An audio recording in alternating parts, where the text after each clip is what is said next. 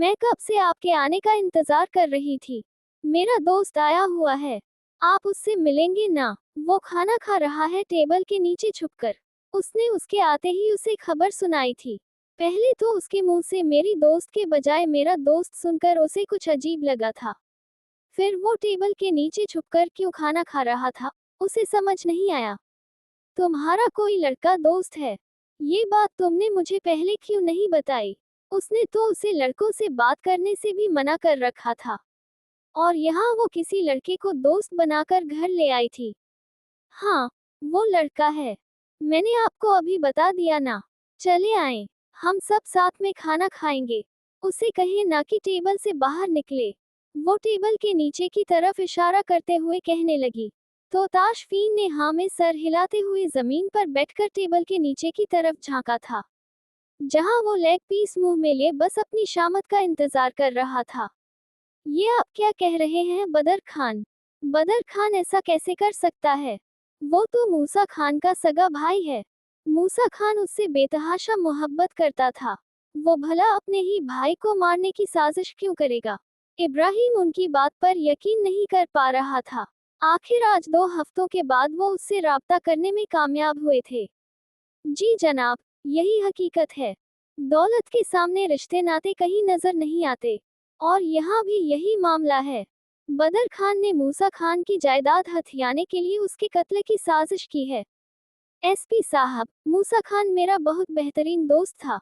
मुझे अब तक यकीन नहीं आ रहा कि बदर खान ने ऐसी हरकत की है।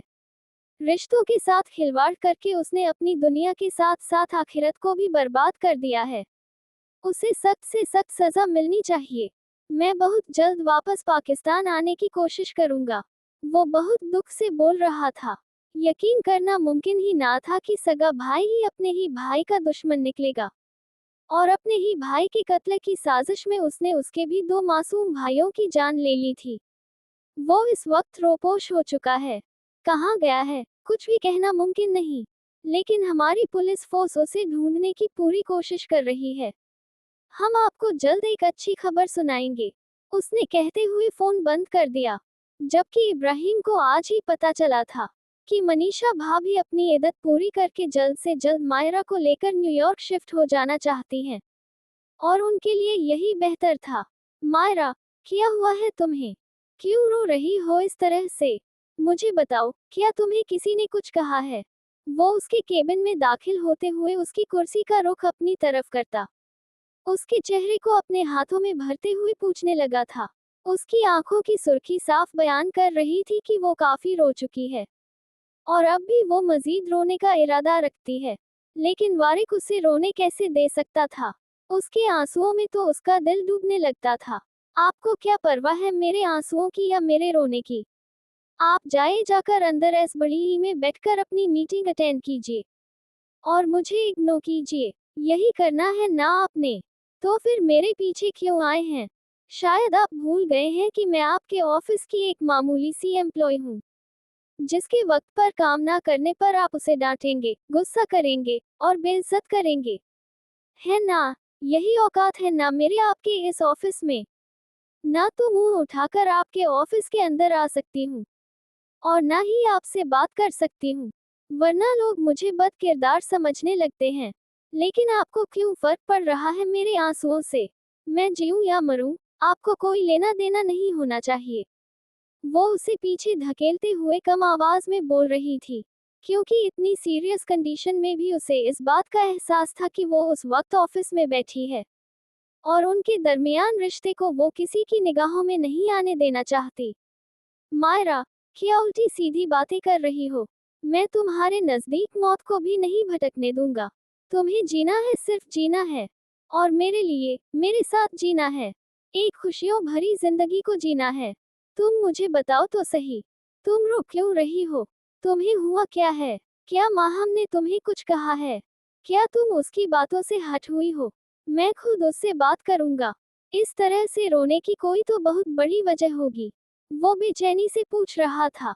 लेकिन मायरा तो उसे कोई जवाब देने के मूड में ही नहीं थी।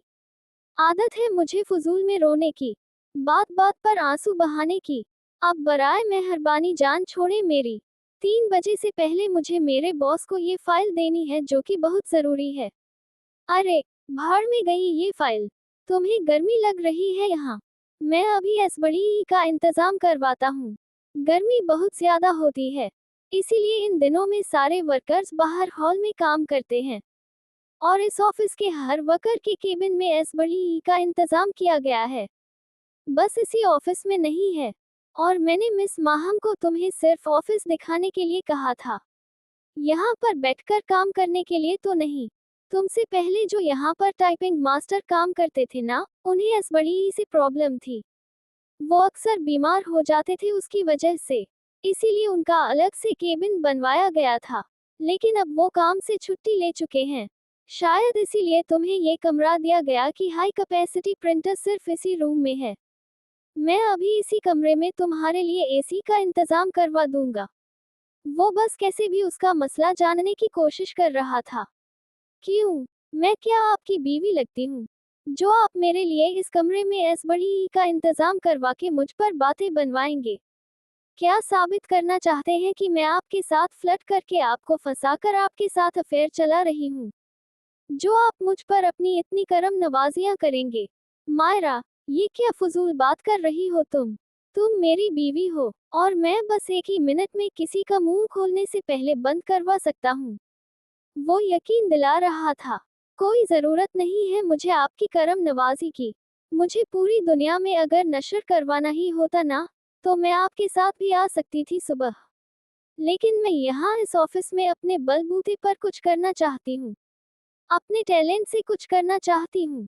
अगर मुझे गर्मी लगी ना, तो मैं बाहर हॉल में भी जाकर सब लोगों के साथ काम कर सकती हूँ। आप जाकर बैठे अपने इस बड़ी ई वाले कमरों में। वो फजूल बहस किए जा रही थी, जबकि वारिक अब तक उसके रोने की असल वजह जानने की कोशिश में हलकान हो रहा था। हाँ, तो ये सब कुछ तो मैं भी जानता हूँ कि तुम क्या चाहती हो और क्या नहीं, लेकिन इस सब में तुम्हारे रोने की वजह मुझे समझ में नहीं आई। वो अब तक अपनी बात पर अटका हुआ था। उसे कैसे भी बस उसके आंसुओं की वजह जाननी थी। वो एक कॉन्फिडेंट लड़की थी। कोई अगर उसके साथ फ्लर्ट करता तो वो सामने वाले का मुंह तोड़ सकती थी। अगर कोई उसे बातें सुनाता तो वो उसका मुंह बंद करने की हिम्मत रखती थी। शायद उससे ये काम नहीं हो रहा था। अगर ऐसा होता तो वो काम को छोड़ देती। अपने सर पर कोई मुसीबत वो डालती ही नहीं थी। लेकिन उसके रोने के पीछे कोई बड़ी वजह थी जो उसे समझ नहीं आ रही थी। आपने मुझे इग्नोर किया, मुझे डांटा, फजूल में बेइज्जत किया, इसलिए रोना आ गया। वो बड़ी ही सच्चाई से बोली थी, जबकि वारिक हैरानगी से उसे देख रहा था। उसके लिए ये बात कबूल करना आसान ही नहीं था कि उसके इग्नोर करने पर वो बैठ के आंसू बहा रही थी, जबकि उसके देखने पर अब वो निगाहें झुकाए अपनी उंगलियां चटखाने में मसरूफ हो गई थी। वो इतनी कंफ्यूज क्यों हो रही थी, वो खुद भी नहीं जानती थी, लेकिन वारिक को सचमुच में हैरान कर गई थी। ये कौन सा तरीका है खाना खाने का? बाहर निकलो, उसने गुस्से से डैनी को देखते हुए कहा, और उठकर खड़े होते हुए उसके बाहर निकलने का इंतजार करने लगा। वो ऐसे ही एक लेग पीस मुंह में लिए प्लेट को हाथों में पकड़े बाहर निकल आया था।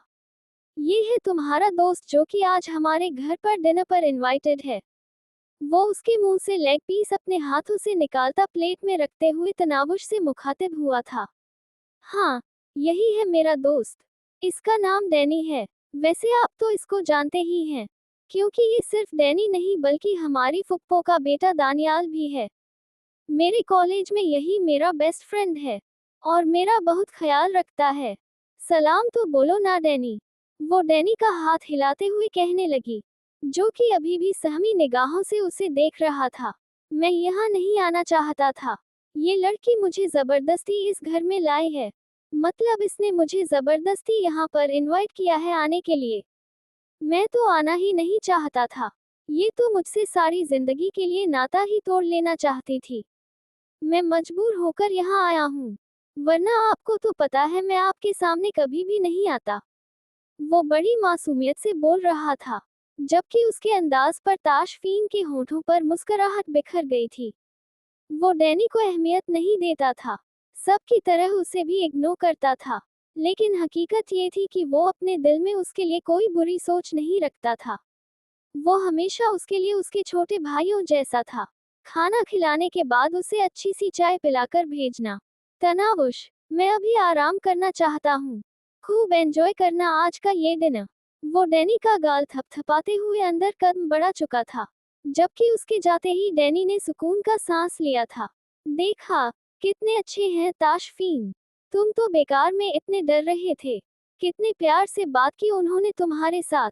वो अपने लिए खाना निकालते हुए उससे कहने लगी, जबकि डैनी भी हैरान होने के साथ साथ काफी खुश भी था। मायरा निगाहें झुकाए अपने नाखूनों को घूर रही थी, जबकि वो कंफ्यूज सा उसे देख रहा था। उसने उसे इग्नोर किया था। उसके हिसाब से तो अब तक ऐसा कुछ भी नहीं हुआ था।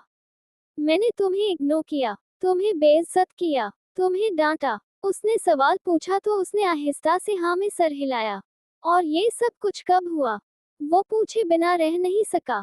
वारिक, मेरा इस वक्त बिल्कुल भी मूड नहीं है आपके मुंह लगने का। वैसे ही आप रात से मेरे साथ काफी बदतमीजी कर चुके हैं। उसे अचानक ही कल रात का रोना याद आ गया था। वारिक ने गुस्से से मुट्ठियां भींची।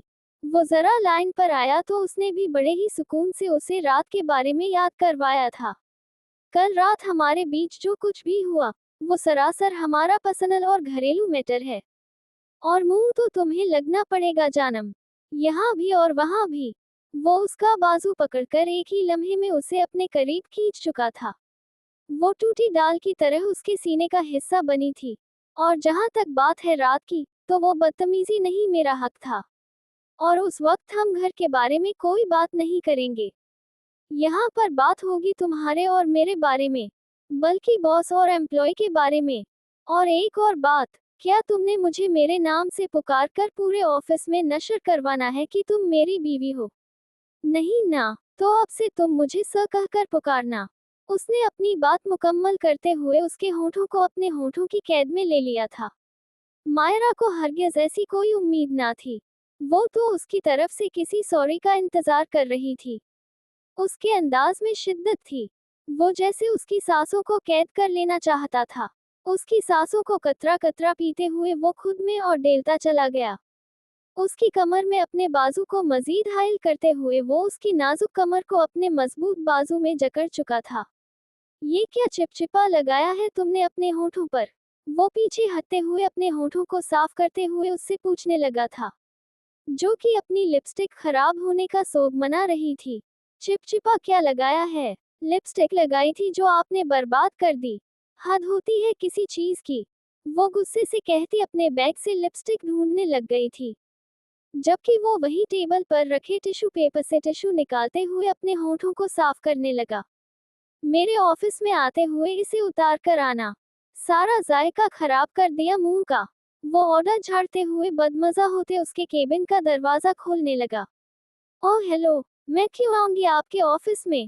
वो उल्टा उससे सवाल करने लगी। मेरा दिमाग खराब है जो बार बार अपनी लिपस्टिक खराब करवाने आपके ऑफिस के चक्कर लगाऊंगी। वो बेलगाम बोली थी, जबकि अपनी बात पर अब वो थोड़ी सी शर्मिंदा भी हो गई थी। और अपनी थर थर चलती जुबान को कोस भी डाला था। नहीं जाने मन, तुम मेरे ऑफिस में लिपस्टिक खराब करने के लिए नहीं आओगी, बल्कि ये काम मैं खुद बहुत शौक से कर लूंगा। तुम्हें बिल्कुल भी इसके लिए कुछ करने की जरूरत नहीं है। लेकिन ये फाइल तो देने के लिए आओगी ना? वो क्या है? तुम्हारे बॉस को 3 बजे से पहले इस फाइल की जरूरत है, और ये देने के लिए तुम्हें आना पड़ेगा। तो मैं थोड़ी देर के बाद तुम्हें बुलाऊंगा। तुम ये लिपस्टिक होठों से हटा कर आना। मैं तुम्हें इजाजत नहीं देता कि तुम मेरी इस मिल्कियत को फजूल चीजों से रंग दो। तुम्हारे होठों पर सिर्फ एक ही रंग सजता है, और वो मेरी शिद्दतों का है। फिक्र करने की जरूरत नहीं। मैं अपनी शिद्दतों से उन्हें खुद लाल गुलाब कर दूंगा। ये फजूल का खर्चा मत करो। तुम्हारी तनख्वाह इतनी ज्यादा है नहीं कि ये सब अफोर्ड कर सको। वो बेबाक अंदाज में कहता। उसे अपने ऑफिस में बुलाने का रीजन देता मुस्कुराते हुए बाहर निकला था, जबकि उसके साथ साथ मायरा के होठों पर भी प्यारी सी मुस्कुराहट आ गई थी। आ गए जनाब लाइन पर।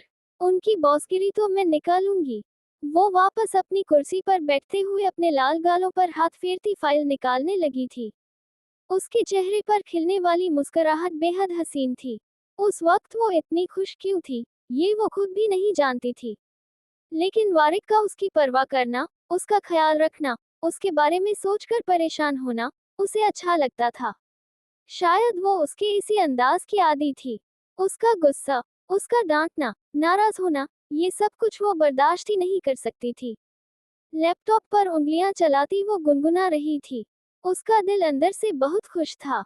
लेकिन फिर अचानक उसे कुछ याद आया और उसके होंठ सिमट से गए। उसके चेहरे पर खिलने वाले शरारती रंग मुरझाने लगे थे। नहीं, वो बहक तो नहीं सकती थी। वो यहाँ अपने बाप की मौत का इंतकाम लेने आई थी। किसी से मोहब्बत करने नहीं। किसी की चाहतों के गुलाब अपने चेहरे पर खिलाने के लिए नहीं। हाँ, वो यहाँ पर एक मकसद के लिए आई थी। अपने बाप की जायदाद को हासिल करने के लिए आई थी। किसी की मोहब्बत में गिरफ्तार होने के लिए नहीं। लेकिन वो जानती थी कि अब बहुत देर हो चुकी है। जो वो कभी नहीं करना चाहती थी, वो कर चुकी है। वो वारिक इब्राहिम से मोहब्बत कर चुकी है। उसका गुस्सा करना, उसका डांटना, उसका इग्नोर करना, उसका नजर फेर लेना, उसके चेहरे के सारे रंग निचोड़ लेता था। उसकी नाराजगी का सोचकर उसका दिल धड़कना भूल जाता था। उसका दिल गलत कर चुका था। बहुत गलत। उसका दिल वारिक इब्राहिम की मोहब्बत में बहुत आगे निकल चुका था, जहां से वापसी अब मुमकिन नहीं थी। लेकिन उसे वापस आना था। उसे इन उलझनों में नहीं उलझना था। ताशफीन, आप बाहर क्यों नहीं आए? हमारे साथ खाना क्यों नहीं खाया? आपको पता है वो कितना ज्यादा खुश था। वो बहुत अच्छा है। वो अंदर दाखिल होते हुए उसे देख रही थी जो अभी अभी नहाकर निकला था। आज वो इतनी खुश थी कि खुद ही उसके पास आते हुए उसके गिर्द अपनी बाहों का हिसार बना गई। हालांकि उससे पहले जब वो शर्टलेस होता था, वो निगाहें ही चुरा लेती थी। क्योंकि मैं नहीं चाहता था कि मेरा भालू ठीक से अपने दोस्त के साथ एंजॉय ना कर सके। तुम्हारा दोस्त सच में बहुत अच्छा है। इसमें कोई शक नहीं। वो तुम्हारा ख्याल रखता है, हमारी मदद करता है। और अच्छे दोस्त की यही तो निशानी होती है। वो जब चाहे यहाँ आ सकता है। मुझे कोई एतराज नहीं। उसने मुस्कुराकर उसके गिर्द अपनी बाहों का हिसार मजबूत किया था। खैर छोड़ो ये बातें। ये बताओ कि आज तुम्हें मुझसे शर्म महसूस नहीं हो रही? वो एक झटके में उसे अपने साथ जोड़ते हुए, वो उसे जमीन से बुलंद कर चुका था। छोड़े ना प्लीज। उसके अचानक मूड बदलने पर वो परेशान होते हुए मिन्नत भरे लहजे में बोली थी, जबकि उसके अचानक बात करने की स्टाइल बदलने पर वो खुलकर हंसा था। बहुत मीज़नी हो तुम बीवी। बहुत मीज़नी। तुम्हें लगता है कि तुम इस तरह मुझसे बच सकती हो। वैसे तुम्हें सही लगता है। तुम बच सकती हो, लेकिन सिर्फ उस वक्त जब मेरा रोमांटिक मूड ऑफ हो। और उस वक्त तुमने मेरे सारे जज्बात जगा दिए हैं। तो ड्रामेबाजियां नहीं चलेंगी। मैं खुद बहुत अच्छा डायरेक्टर हूँ। असल और नकल की पहचान मुझसे बेहतर भला कौन रख सकता है? उसके गालों पर अपने दांत गाड़ते हुए वो शिद्दत भरे लहजे में गोया हुआ। आपका तो रोमांटिक मूड रोज ऑन हो जाता है ताशफीन। नहीं ना, मुझे अभी चाय बनानी है, कार्टून देखने हैं। ये सारे काम भी तुम रोज करती हो। इसलिए फिलहाल मुझे जरा इस दिल से मुलाकात करने दो। बहुत दिन हो गए उससे रूबरू होकर बात नहीं की मैंने। वो उसके तिल पर अपने होंठ रखते हुए बोला। तिल को नींद आ रही है। वो सो गया है। उसने अपनी तरफ से बहाना बनाने की कोशिश की थी, लेकिन वो बच्चों वाले बहानों से कहाँ इम्प्रेस होता था। जब मैं इस तिल वाली को सारी रात जगा सकता हूँ, तो ये दिल क्या चीज है? वो एक झटके में उसका रुख दूसरी तरफ फेरता, उसके बालों को गर्दन से हटाते हुए अपने दुश्मन जां को तलाश करने लगा था। और इस दफा तनावुश के सचमुच में रोंगटे खड़े हो गए थे, क्योंकि उसने अपना शिद्दत भरा लम्स उसके तिल पर छोड़ा था। और फिर उसे आहिस्ता से अपनी बाहों में कैद करते हुए वो बेड पर लेकर आया था। आपकी वजह से ना तो मेरा काम वक्त पर खत्म होता है, और ना ही मैं अपने कार्टून देख पाती हूँ। वो मुंह बनाती बड़ी मासूमियत से बोली थी, लेकिन उस वक्त उसकी मासूमियत पर वो तरस खाने का बिल्कुल भी कोई इरादा नहीं रखता था। इसलिए बिना कुछ भी बोले वो उसके बोलते हुए होठों को अपनी कैद में ले चुका था। पहले वो बहुत मासूम थी। उसके करीब आने पर कुछ नहीं बोलती थी, लेकिन अब उसकी जुबान बहुत तुर-तुर करने लग गई थी। लेकिन उसे खामोश करवाना आता था। उसके नाजुक से सरापे को खुद में कैद करते हुए वो उसके कंधे से शर्ट सरकाता, वहां जा बजा अपने होठों की मोहर लगाते हुए उसका मुंह बंद कर गया था, जबकि उसकी शिद्दतें बढ़ती महसूस करके उसके मुंह पर ताला लग गया। मिस मायरा, सर कह रहे हैं कि फाइल वापस ले जाएं। कुछ गलतियां हैं, उन्हें क्लियर करें। आपको उनके ऑफिस में जाना होगा ताकि आपको सारी गलतियां वो बता सकें। माहम उसके केबिन का दरवाजा खटखटाती वारिक का पैगाम उसे देती वहीं से पलट गई थी। आज पहली बार उसकी बेइज्जती हुई थी वारिक से। वो अपनी काबिलियत की वजह से कभी भी वारिक के सामने शर्मिंदा नहीं हुई थी, लेकिन आज इस लड़की की वजह से उसे वारिक की डांट सुननी पड़ी थी। इसलिए वो उससे बिल्कुल भी कोई बात नहीं करना चाहती थी, लेकिन फिर भी उसे वारिक का पैगाम तो उसे देना ही था। वो जो अपनी ही सोचों में गुम थी, वारिक के बुलावे पर परेशानी से उठ गई थी। अभी थोड़ी देर पहले ही तो वो कहकर गया था कि वो उसे बुलाएगा। बहाने बहाने से, शायद ये भी उसका बहाना ही था। उसका दिल बहुत तेज रफ्तार में धड़कने लगा था, जैसे वो जिंदगी में पहली बार इस शख्स से मिलने जा रही हो। उसे अजीब सा डर लग रहा था, जैसे सब कुछ खत्म हो जाएगा। उसकी मोहब्बत, उसकी चाहत, सब कुछ वो अपने हाथों से बर्बाद कर देगी। और वो ऐसा ही तो करने वाली थी। उसने वारिक के बहकावे में नहीं आना था। उसने उसे इतना तंग करना था कि वो उसे तलाक देने पर मजबूर हो जाए, क्योंकि बदर खान के मुताबिक उसे उसकी जायदाद तभी मिलनी थी जब वो वारिक से अलग होगी। वारिक से अलग के बिना वो अपने बाप की जायदाद को कभी हासिल नहीं कर पाएगी। जबकि वारिक का कुछ और कहना था, लेकिन बदर खान ने कहा था कि वो बस एक दफा यहाँ पर अपने बाप की जायदाद की वारिस साबित हो जाए, फिर उसे कोई भी कानून अपनी जायदाद लेने से रोक नहीं सकता था। और अगर वो अपने बाप की इकलौती वारिस साबित हो जाती, तो फिर उसे किसी के साथ भी कोई रिश्ता निभाने की जरूरत ना थी। उसके बाप की शर्त तो ये थी कि वो वारिक से शादी करेगी तब उसे जायदाद मिलेगी। शादी उसने कर ली थी। आगे ये रिश्ता निभाना या ना निभाना उसकी मर्जी थी, और वो अपने बाप के कातिलों के साथ कोई ताल्लुक नहीं रख सकती थी। क्या क्या मतलब? मैं समझी नहीं। बदर खान, वो भला ऐसा कैसे कर सकता है? मेरा मतलब बदर खान तो आपका दोस्त है। वो मूसा खान का भाई था। भला वो अपने ही भाई को क्यों मरवाने की कोशिश करेगा? वो घबरा गई थी। उसकी पूरी बात सुनने के बाद उसने आज ही उसे बताया था कि ये सब कुछ बद्र खान की साजिश की वजह से हुआ था। यकीन तो मैं भी नहीं कर पा रहा, लेकिन यही हकीकत है। ये सब कुछ बदर खान ने किया है, और पुलिस को शक है कि बदर खान के साथ कोई और भी इंसान मिला हुआ है। मुझे बस पता चल जाए कि किसने ये सब कुछ करवाया है, फिर तुम देखना कि मैं उसे किस तरह मौत के मुंह में पहुंचाता हूँ। इब्राहिम के इरादे बहुत खतरनाक थे, जिन्हें सुनते हुए उसे खौफ भी आ रहा था। पता नहीं कौन होगा, और उसने ऐसा क्यों करवाया होगा। आपको किसी पर शक है? वो उसके पास बैठते हुए पूछने लगी थी। इब्राहिम ने सिर्फ नफी में सर हिलाया था। नहीं, मुझे इस मामले में किसी पर भी शक नहीं है। शायद बदर खान के साथ हमारा मुखालिफ कोई मिला हुआ होगा, लेकिन परेशान होने की जरूरत नहीं है।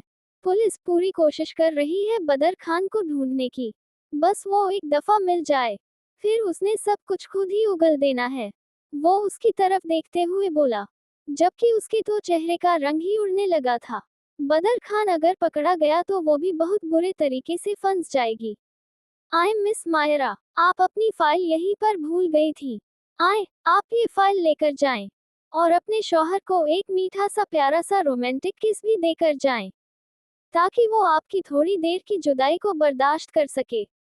उसने जैसे ही कमरे का दरवाजा खटखटाकर अंदर कदम रखा, वारिक कुर्सी से उठते हुए दिलकशी से कहता, उसके बिल्कुल करीब आकर उसकी कमर में हाथ डालता, उसे अपने सीने से लगा चुका था, और अब उसके होठों पर झुका, अपने कहे के मुताबिक अपनी तलब पूरी कर रहा था।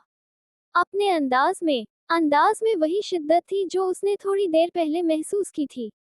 शायद वो उसके इंतजार में बैठा सूली पर लटक रहा था। फिर से लगा लिया ये चिपचिपा। तुमने मुझे पसंद नहीं है, कल से मत लगाना, वो जरा सख्ती से कहते हुए टेबल पर पड़े टिश्यू पेपर के बॉक्स को देखने लगा। हाँ, लगा लिया, ताकि आप मुझसे दूर रहें। और मुझे ये सारी छिछोरी हरकतें पसंद नहीं है वारिक। मत करें, मैं यहाँ काम करने के लिए आई हूँ। क्या आप यहाँ पर ये सब कुछ बंद करें? शायद आप भूल रहे हैं कि हम अपना रिश्ता यहाँ किसी के सामने शो नहीं करना चाहते। वो उसे धक्का देती पीछे हट चुकी थी, जबकि वारिक तो उसकी इस हरकत पर हैरान रह गया था। उसका अंदाज बहुत अजीब था, थोड़ी देर पहले वाले से तो बिल्कुल अलग। उसका गुस्से से अब दिमाग घूमने लग गया था। आखिर ये लड़की चाहती क्या थी? वो उसे खुद से पीछे धकेल रही थी, उसे धुतकार रही थी। वो शदीद गुस्से से उसे घूरते हुए उसकी तरफ आया, जबकि वो निगाहें झुका गई थी। वो बस उसके झुके हुए सर को देख रहा था। नहीं ज़ैनब, अभी तक ठीक नहीं है। आप उसे लेकर घर नहीं जा सकते। उन्हें प्रॉपर ट्रीटमेंट की ज़रूरत है, और जैसी उनकी कंडीशन है, वहाँ पर उनका ट्रीटमेंट हरगिज़ नहीं हो सकता। उन्हें हर वक्त डॉक्टर की ज़रूरत है। कभी भी उनकी तबीयत खराब हो सकती है। ऐसे में उनका अस्पताल रहना ज़्यादा बेहतर होगा। मुझे समझ नहीं आ रहा। पिछले दिनों वो काफ़ी बेहतर थी। मुझे उम्मीद हो गई थी कि वो बहुत जल्द ठीक होकर वापस घर जा सकेंगी, लेकिन ऐसा नहीं हो सका। उनकी हालत तो मजीद बिगड़ती जा रही है। मैं खुद भी समझ नहीं पा रहा, वो किस चीज़ के दबाव का शिकार हैं। आप उनसे पूछने की कोशिश करें। जिस तरह से उनकी हार्ट बीट तेज होती है, बहुत शदीद खतरा है। डॉक्टर उसे समझा रहा था, जबकि वो उसे घर लेकर जाना चाहता था। डॉक्टर ने इनकार की वजह बताते हुए उसे समझाया था। वो कुछ भी नहीं कह पाया। ज़ैनब की टेंशन की वजह तो वो खुद भी जानना चाहता था, लेकिन कैसे? ज़ैनब क्या सोचती थी, क्या नहीं? वो उसके दिमाग तक रसाई हासिल नहीं कर पा रहा था। सब कुछ ठीक था, सब कुछ नॉर्मल था, लेकिन वो नॉर्मल नहीं हो पा रही थी। वारिक, आप क्यों ये सब कुछ करके मुझे मेरे मेन फोकस से हटाना चाहते हैं, ताकि मैं अपने बाप की जिम्मेदारियों को समझ ना सकूं?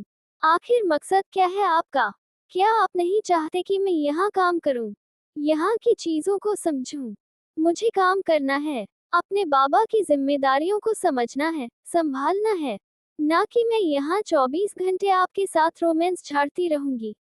वो उसके गुस्से की परवाह किए बिना पीछे हटती टेबल पर आई और वहां से फाइल उठाने लगी। उसका सीरियस अंदाज देखकर वारिक भी अपने कोट के बटन लगाता, हाँ में सर हिलाते हुए सामने अपनी कुर्सी संभालते उस पर बैठ गया था। ठीक है, मैं समझ गया मिस मायरा, आप यहाँ सिर्फ काम करने के लिए आए हैं, तो अब ये फजूल का रोना धोना बंद करके आप अपने काम पर तवज्जो दें।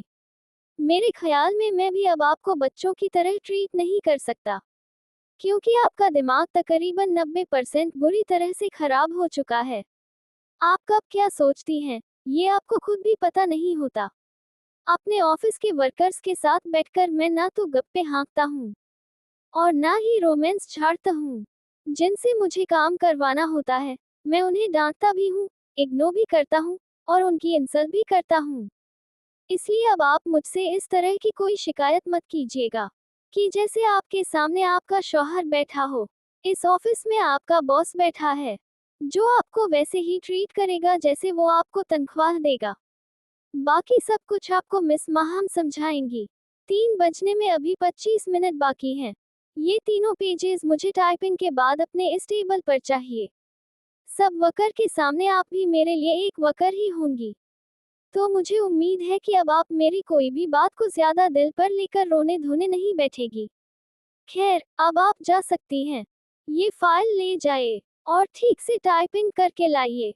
वो फाइल की तरफ इशारा करता उसे जाने का कह चुका था। आप मुझसे इस तरह से बात कैसे कर सकते हैं? अभी थोड़ी देर पहले आपने मुझसे, शट अप मिस मायरा, मुझे ना तो फजूल बोलने वाले पसंद हैं और ना ही बहस करने वाले। इसलिए बेहतर होगा कि आप अपना काम करें। 25 मिनट मेरे ख्याल में बहुत कम है आपके लिए, लेकिन इन 25 मिनट में मेरा बहुत नुकसान हो सकता है। तो बराए मेहरबानी जाइए और मुझे डिस्टर्ब करना बंद करें। उसने काफी गुस्से और सर्द मेहरी से उससे कहा था। वो तो उसके अचानक बदलने पर हैरान रह गई थी। वारिक, मुझे समझ नहीं आता, आपके साथ आखिर मसला क्या है? वो फाइल पटकते हुए उससे कहने लगी थी। मुझे दौरे पड़ते हैं और ऐसे ही दौरे आगे भी पड़ते रहेंगे। आदत डाल लीजिए। फाइल उठाएं और जाएं यहाँ से। वैसे मिस माहम कह रही थी कि आप 3 घंटे में तो क्या, 3 साल में भी इस फाइल को मुकम्मल नहीं कर पाएंगी। तो अब तो मुझे भी कुछ ऐसा ही लगता है। वो होती कौन है मेरे बारे में कुछ भी कहने वाली? वो पता नहीं आगे से क्या बोलने वाला था कि मायरा भड़क उठी। मेरी सेक्रेटरी हैं और आप उन्हीं की बॉस हैं। आप उन्हीं के अंडर काम करती हैं और बेहतर होगा कि आप अपना ये एटीट्यूड जरा कंट्रोल में रखें। मुझे फजूल में बहस करने वाले वर्कर्स हरगिज पसंद नहीं हैं। उठाएं ये फाइल और ले जाएं यहाँ से। अगर आप ये काम कर सकती हैं तो करें, अगर नहीं कर सकती तो साफ जवाब देकर घर पर बैठकर अपने शौहर के लिए नाश्ता बनाने की प्रैक्टिस करें। वो फाइल उठाकर उसकी तरफ फेंकने वाले अंदाज में कहता, अपने लैपटॉप में मसरूफ हो गया था। मायरा का गुस्से से बुरा हाल हो रहा था।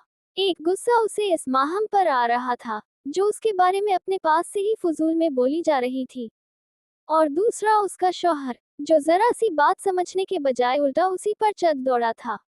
ये टाइपिंग तो मैं आपको अगले 25 मिनट में करके दिखाऊंगी। और वो जो मोहतरमा कहती है ना कि मुझसे 3 साल में भी नहीं होगा, उसे बता दीजिएगा कि आज के बाद मेरे बारे में कमेंट करने से पहले अपने आप को आईने में देख ले। आय बड़ी मुझ पर कमेंट करने वाली, लंबी बालों वाली चुड़ैल, डायन, बोझनी। उसका तो मैं वो हाल करूंगी कि नानी याद आ जाएगी उसे। वो गुस्से से पैर पटकती बाहर निकल गई थी। वारिद को यकीन था कि वो 25 मिनट के अंदर अंदर ही टाइपिंग करके वो फाइल उसके टेबल पर लाने वाली है, और उसे अब यकीन भी था कि वो रोना धोना हरगिज नहीं करेगी, क्योंकि अब मायरा का चैलेंजिंग मूड जाग चुका था। अब उसने बैठकर रोना धोना नहीं था, बल्कि उसने चैलेंज को कबूल करना था और उसे किसी भी हालत में पूरा करना था।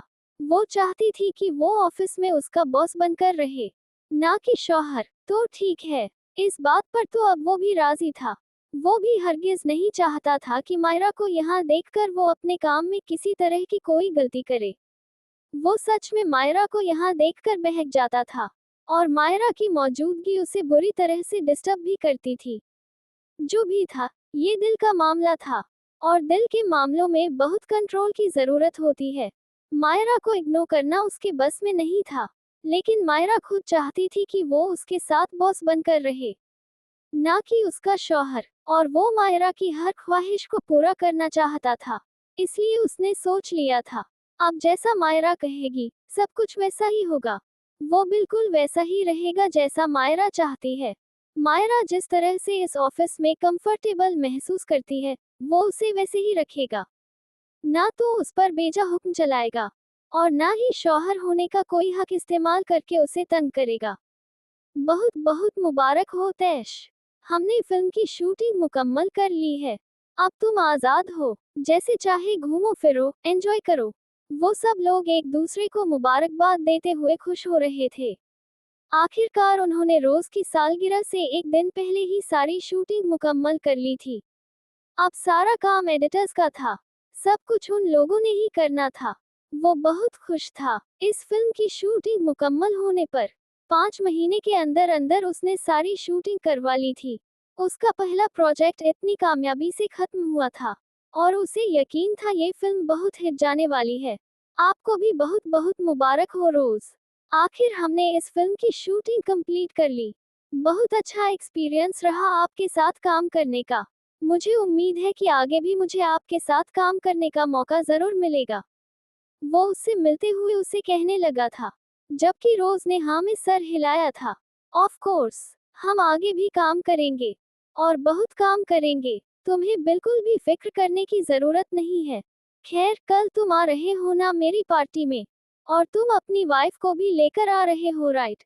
याद रखना, दोनों आना। जी जी, मैं जरूर आऊंगा। आपने इनवाइट किया है तो क्यों नहीं आऊंगा, आना तो मुझे पड़ेगा ही। वैसे परसों सुबह मैं अपनी तनावुश को लेकर कहीं घूमने के लिए जाने वाला हूँ। काफी वक्त से मैं अपनी बीवी के साथ ठीक से टाइम नहीं गुजार पा रहा। अब इरादा है कि एक ब्रेक लेकर कहीं घूमने फिरने निकल जाऊं। वैसे भी मैंने सोचा था कि फिल्म की शूटिंग खत्म होने के बाद मैं उसे कहीं घुमाने के लिए लेकर जाऊंगा। वो कॉफी का कप थामते हुए भीड़ से दूसरी तरफ निकल आए थे। हाँ, ये तो बहुत खुशी की बात है। तुम्हें लेकर जाना चाहिए। खैर, तुम मेरे गिफ्ट के लिए तैयार हो ना? तुम्हें याद है कि मैं कल तुमसे कुछ बहुत अहम मांगने वाली हूँ। उसने अचानक उसे याद करवाया तो ताशफीन ने हाँ में सर हिलाया था। जी जी, मुझे याद है। आपको मुझे याद करवाने की जरूरत नहीं, बल्कि मैं तो बहुत एक्साइटेड हूँ ये जानने के लिए कि आप मुझसे क्या मांगने वाली हैं। उसने मुस्कुराकर कहा था, पहले भी बताया था, फिर से बता देती हूँ। मैं तुमसे तुम्हारी बहुत खास चीज मांगने वाली हूँ, जिसे देते हुए तुम 1000 बार सोचोगे, लेकिन मुझे यकीन है कि तुम इनकार नहीं करोगे। वो एक बार फिर से उसे तजस्सुस में मुब्तला करते हुए बोली। तो ताशफीन ने कंधे उचका दिए। लोगों को गिफ्ट लेने के लिए एक्साइटमेंट होती है, लेकिन मुझे देने के लिए है। मैं बस ये जानना चाहता हूँ कि वो चीज़ क्या है जो आप मुझसे मांगना चाहती हैं। यकीनन मैं आपको ज़रूर दूंगा, वो मुस्कुराते हुए बोला था। रोज भी मुस्कुरा दी। WT टेक्निकल, वाह मायरा बीबी वाह, तुम्हें तो शाबाशी देना चाहिए। तुम इतनी बेवकूफ़ हो कि इतना बड़ा नाम पढ़ने के बाद भी तुम्हें ये नहीं पता था कि ये कंपनी किस चीज़ की है, और इसके लिए तुम्हें उस ठरकी ताहिर से 10 मिनट की बातें करते हुए उसे अपने राज भी बताने पड़े। वाह मायरा बीबी, तुम तो लानतों के काबिल हो। तुम्हारे सर पर जूते पड़ने चाहिए। वो फाइल सेव करते हुए स्क्रीन सेवर को देख रही थी, जहां पर बड़े बड़े लफ्जों में कंपनी का नाम लिखा था। यही लोगो उसने सुबह उस बिल्डिंग के बाहर भी देखा था, और नाम भी पढ़ा था। लेकिन फिर भी उसने ताहिर को न सिर्फ बुलाकर पूछा था कि ये कंपनी किस चीज की है, बल्कि उसे ये भी बताया था कि वो ग्रेजुएशन के बाद अपनी स्टडी ड्रॉप आउट करके जगह जगह ऑडिशन देने के लिए भटक रही थी। और उसने कोई डिप्लोमा नहीं किया, उसके पास कोई कोर्स नहीं है। Calm down Myra, calm down. ये कंपनी तेरे बाप की है, किसी का बाप तुझे यहाँ से निकाल नहीं सकता। और माहम बीबी, लंबे बालों वाली चुड़ैल, तुझे लगता है कि मैं 3 साल तक ये फाइल नहीं मुकम्मल कर सकती? मैंने ये फाइल 15 मिनट में कर ली है। वो गर्दन अकड़ाकर कहती उठकर वारिक के कमरे की तरफ चली गई थी। आप इस तरह से अंदर नहीं जा सकती मायरा। आपको कितनी बार एक ही बात कहनी पड़ेगी। वो दरवाजे की तरफ जा ही रही थी जब उसे पीछे से माहम की आवाज सुनाई दी। उसने दांत पीसकर उसकी तरफ देखा, और फिर अपने चेहरे पर बड़ी मुश्किल से मुस्कुराहट सजाई। 3 होने में 10 मिनट बाकी हैं। मैंने सोचा मैं फाइल अंदर ले जाती हूँ। लगता है अभी सर मसरूफ होंगे। मुझे बाद में जाना चाहिए। अपने गुस्से को काबू करते हुए उसने बेवजह ही आगे पीछे निगाहें दौड़ाना शुरू कर दिया था, जहां हर तरफ उसे WT टेक्निकल लिखा हुआ नजर आ रहा था। और जब जब ये वर्ड्स वो पढ़ रही थी, उसका गुस्से से बुरा हाल हो रहा था। अब क्यों नजर आ रहे हो? उभर उभर कर चमक चमक कर मेरे सामने क्यों आ रहे हो? जब मैं जानना चाहती थी तब तो कहीं छुप कर बैठ गए थे। वो दोनों वर्ड्स को देखते हुए इस अंदाज में बोली कि माहम के साथ साथ ताहिर भी हैरानगी से उसे देखने लगा। मिस मायरा, आप ठीक तो हैं? ताहिर ने पीछे से आते हुए पूछा था। मैं बीमार लग रही हूँ आपको। उसने सीरियस अंदाज में उसे देखा तो उसने फौरन नफी में सर हिलाया। तो जाकर अपना काम करे ना। मेरा सर क्यों खा रहे हैं? मिस मायरा ठीक तो हैं? जैसे मेरा इलाज करेगा, आया बड़ा डॉक्टर कहीं का। वो गुस्से से उसे सुनाती वहां से निकल गई थी, जबकि ताहिर ने माहम की तरफ देखा, जो खुद भी कंधे उचकाकर अपना काम करने लगी। मैं कैसी लग रही हूँ? ये ड्रेस तो बहुत ज्यादा हैवी है। वहां तो लोगों ने इस तरह के ड्रेस नहीं पहने होंगे। आपको नहीं लगता कि मुझे ये वाला ड्रेस पहनकर नहीं जाना चाहिए पार्टी में? मेरे पास ना एक बहुत खूबसूरत कुर्ता है ब्लू कलर का, वो पहनकर चलूं? वो नहाकर निकला तो वो आईने के सामने खड़ी तैयार हो रही थी। जो ड्रेस वो उसके लिए लाया था, वो उस वक्त उसमें कयामत बनकर उसके दिल पर बिजलियां गिरा रही थी। डार्लिंग, मैं तो कहता हूँ कि हम कहीं जाते ही नहीं, बल्कि इस खूबसूरत ड्रेस में इस खूबसूरत वक्त को एक दूसरे के साथ एंजॉय करते हैं। फजूल की पार्टीज को हम छोड़ ही देते हैं। उसकी कमर में हाथ डालता, वो एक झटके में उसे सीधा करते हुए अपने करीब खींच चुका था। फजूल की पार्टी? ये पार्टी आपकी बॉस की सालगिरह की पार्टी है, और आप इसे फजूल की पार्टी कह रहे हैं? इतना इंतजार था आपको इस पार्टी का, अब अचानक ही ये फजूल हो गई। अपनी कमर पे हाथ रखती वो लड़ाका अंदाज में उसकी बाहों में पूरी तरह से कैद थी। जब तुम मेरे पास होती हो, मुझे तो हर काम फजूल का ही लगता है डार्लिंग। बस दिल करता है कि तुम्हें अपनी बाहों में कैद रखूं और हर वक्त तुम्हारे इन तिलों को चूमकर तुम्हारे होश उड़ाता रहूं। वो उसके होठों को अपने होठों की कैद में लेते हुए एक बार फिर से उसके होश उड़ाने लगा था। उसका रोमांटिक मूड तो तब से ही ऑन था जब से वो घर वापस आया था, लेकिन अब उसका रोमांस बढ़ता जा रहा था, जो तनाव उसके लिए खतरे की घंटी बजा रहा था। कोई जरूरत नहीं है, हटे पीछे और तैयार हो जाकर, मैं जरा अपना हिजाब बांध लूं। इसके लिए भी बहुत टाइम लगेगा मुझे। पीछे हटे, आपको तो बस रोमांस के अलावा और कुछ सूझता ही नहीं है।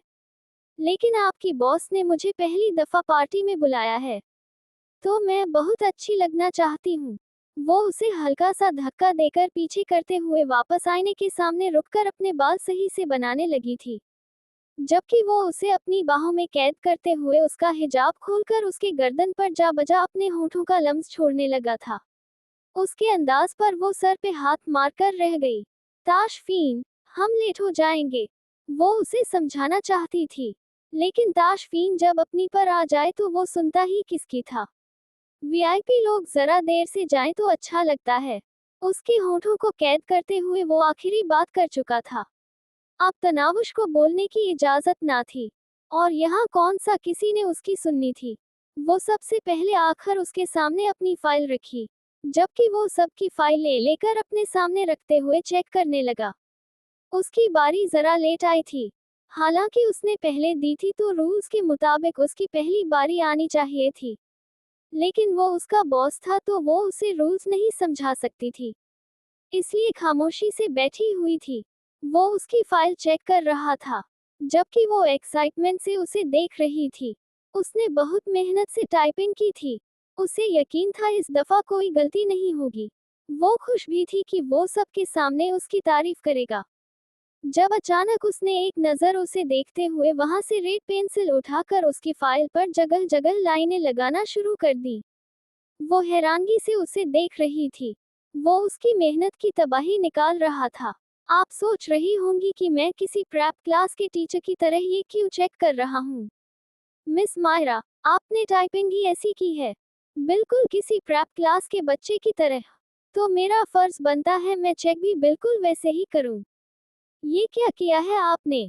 इस तरह से आप मेरी कंपनी में काम करेगी? मतलब आप एक इंटरनेशनल टेक्निकल कंपनी में रखी गई हैं मिस मायरा। ये बच्चों वाली फाइलें बनाकर आप लाएंगी? वो फाइल उसके सामने फेंकते हुए उसे उसकी गलतियां दिखा रहा था, जबकि मायरा हैरानगी से अपनी गलतियां देखने लगी थी। उसे अंदाजा भी नहीं था कि इसमें इतनी सारी गलतियां निकल आएंगी। वो तो इतनी खुश थी अपने काम पर। सर, मैंने आपको पहले ही कह दिया था कि ये मिस मायरा के बस की बात नहीं है। इन्हें तो किसी और काम के लिए रखना चाहिए। टाइपिंग मास्टर के तौर पर मेरा ख्याल नहीं कि ये कुछ कर पाएंगी। अब मुझे भी कुछ ऐसा ही लगता है। वो कहकर अब माहम का काम चेक करने लगा था। एक्सीलेंट, जबरदस्त, आउट क्लास, ऐसा ही काम मैं चाहता था मिस माहम। मुझे यकीन है कि ये क्लाइंट्स हमारे लिए बहुत फायदेमंद साबित होंगे। और जिस तरह से आप काम कर रही हैं, मुझे यकीन है कि ये प्रोजेक्ट जल्द ही हमारे नाम हो जाएगा। आपने अपनी गलतियां नोट कर ली मिस मायरा। वो माहम की फाइल उसे वापस देते हुए उससे पूछने लगा था, जो गुस्से से फाइल को देखते हुए उसे देखने लगी। जी हाँ, कर ली हैं। आइंदा कोशिश करूंगी कि ऐसी गलतियां ना हो। वो कहकर उठ गई थी। मुझे खुशी हुई कि आपको आपकी गलती का एहसास है। आइंदा ऐसी गलती मत कीजिएगा। उसने मुस्कुराकर उसे देखा था। उसे लगा था कि उसके डांटने पर वो बुरा मनाएगी, लेकिन ऐसा कुछ भी नहीं हुआ था। वो बहुत प्रोफेशनल अंदाज में सिर्फ हाँ में सर हिला गई। अगर आपको किसी भी मदद की जरूरत हो तो आप मिस माहम को कह सकती हैं। जरूरत नहीं है। अगर मुझे किसी मदद की जरूरत हुई तो इंटरनेट से देखकर कर लूंगी। और मेरे ख्याल में मिस माहम को ज्यादा अपने काम पर फोकस करना चाहिए, ना कि दूसरों के काम पर। ये अपने काम से ज्यादा दूसरों के काम पर कमेंट करती हैं। वो उठकर खड़े होते हुए बोली, मैं ऐसा इसलिए करती हूँ क्योंकि बहुत सारे लोग यहाँ पर मेरे अंडर काम कर रहे हैं, और मुझे देखना होता है कि कोई क्या कर रहा है। माहम भी उसके बराबर उठकर बोली, लेकिन मैं आपके अंडर काम नहीं कर रही हूँ, और ना ही करना चाहती हूँ। मेरा एक ही बॉस है तो एक ही रहने दीजिए। वरना वरना क्या करेगी आप? बताना पसंद करेगी? वो सीने पे हाथ बांधते हुए मुस्कुराकर बोली थी, जैसे उसकी धमकी सुनना चाहती हो। वारिक ने उन दोनों की इस सर्द जंग को खामोशी से देखा था। वरना मैं आपके लंबे बालों की चोटी काट दूंगी। वो मुस्कुराकर कहती अपनी फाइल लेकर ऑफिस से बाहर निकल गई थी, जबकि वो हैरानगी से उसे देखने लगी। वो उसे धमकी देकर गई थी और कोई कुछ भी नहीं बोला था। सर, आपने देखा, मिस मायरा मुझे धमकी देकर गई हैं। उसने उसकी तरफ देखते हुए कहा था। मिस माहम, क्या आप मुझे सचमुच में प्रेप क्लास का टीचर साबित करना चाहती हैं? जो अपनी शिकायतें मुझसे कह रही हैं, आप अपने मसले इस ऑफिस के बाहर सॉल्व करें। वो उसे इग्नोर करने वाले अंदाज में बोला। तो माहम भी शर्मिंदा होते हुए नफी में सर हिला गई। ताशफीन, यहाँ तो बहुत सारे लोग हैं। वो अंदर दाखिल होते हुए उस जगह के बाद लोगों की तादाद को देखने लगी थी। हाँ तो जानेमन, पार्टी में बहुत सारे लोग होते हैं। वो उसकी कमर में हाथ डालते हुए उसे अंदर लेकर आया था। पार्टी में बहुत बड़े बड़े डायरेक्टर और प्रोड्यूसर्स थे, जिनसे रोज उसे मिलवाना चाहती थी। उसने उसे एक प्रोड्यूसर की तरफ आने का इशारा किया था, जिस पर उसने हाँ में सर हिलाया। रोज ने कहा था कि वो उसे यहाँ पर बहुत बड़े बड़े लोगों से मिलाएगी, ताकि वो ज्यादा से ज्यादा लोगों के बीच में आए और ज्यादा से ज्यादा प्रोजेक्ट हासिल कर सके। ये उसके लिए मौका था, जिसे वो गंवाना नहीं चाहता था। मेरी जान, तुम यहाँ बैठो, मैं कुछ लोगों से मिलकर आता हूँ। वो अलग से एक टेबल पर उसके लिए ऑरेंज जूस का गिलास रखते हुए बहुत मोहब्बत से बोला था, जिस पर वो हाँ में सर हिलाती सामने परफॉर्म करती लड़कियों की तरफ देखने लगी। हाय मिसेस तैश इब्राहिम, कैसी हो तुम? मैं तुमसे मिलने के लिए तुम्हारे कॉलेज आया था। तुम्हें तो याद ही होगा रॉबिन। अचानक उसके साथ वाली कुर्सी पर बैठते हुए बोला। तो वो घबराकर उसे देखने लगी। मैंने तुम्हें कहा था तुम्हारा हस्बैंड तुम्हें धोखा दे रहा है, तुम्हारे साथ चीट कर रहा है। लेकिन तुमने मेरी बात पर यकीन नहीं किया था। लेकिन आज तुम्हें यकीन आ जाएगा, क्योंकि आज इस पार्टी में ऐसा होने वाला है जिसके बाद शक की कोई गुंजाइश ही नहीं रहेगी। लेकिन फिर भी मैं तुम्हें कुछ ना कुछ बता देता हूँ। वो अचानक एक तस्वीर उसके सामने करते हुए बोला। सामने तस्वीर में रोज नशे में धुत थी और वो ताशफीन की गर्दन पर किस कर रही थी। वो उसकी तरफ नहीं देखना चाहती थी, लेकिन ताशफीन ने उसे यहाँ से कहीं भी जाने से मना कर दिया था। वो उस टेबल से उठ नहीं सकती थी। जब उसने एक और तस्वीर निकालकर उसके सामने रखी, इस हालत में उसके साथ चिपकी हुई थी, उसने आंखें बंद करके चेहरा फेर लिया था। नहीं, उसका ताशफीन ऐसा नहीं था। ये आदमी झूठा था, बकवास कर रहा था, सब झूठ था। सिर्फ उसका ताशफीन सच्चा था। उसकी मोहब्बत सच्ची थी। मेरे पास तो ऐसी वीडियोस भी हैं, जैसे देखकर तुम्हें यकीन आ जाए। लेकिन शायद तुम ऐसी वीडियोस यहाँ देखना नहीं चाहोगी, और शायद तुम अपने हस्बैंड को किसी और औरत के साथ ऐसी हालत में देख भी नहीं पाओगी। और बाकी आज इस महफिल में जो कुछ होने वाला है, उसके बाद तुम खुद ही यकीन कर लोगी। वो उसके करीब से उठता हुआ आगे बढ़ गया था। नहीं, ये सब कुछ झूठ है, सब सिर्फ बकवास कर रहा है। ये आदमी, मेरे ताशफीन ऐसे नहीं है, सब झूठ है। वो कांपते हाथों से अपना चेहरा साफ करते हुए खुद को यकीन दिला रही थी। जब एक नजर सामने ताशफीन को रोज के साथ खड़े हुए देखा, वो उसकी तरफ देखकर मुस्कुराया। तो उसने बड़ी मुश्किल से अपने चेहरे पर मुस्कुराहट सजाई थी। सारी दुनिया झूठी है, बस उसका शौहर सच्चा है।